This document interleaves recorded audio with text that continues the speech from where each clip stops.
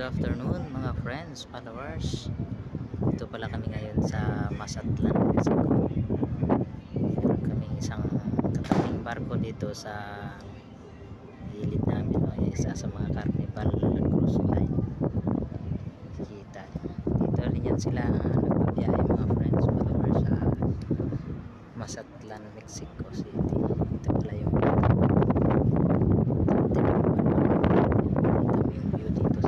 sa city nila. Time check pala dito, alas 2 na ng hapon. Grabe, napakainit dito mga friends. Kita nyo, tirik na tirik yung araw dito. Maganda yung lugar na to, maganda yung tourist spot nila dito.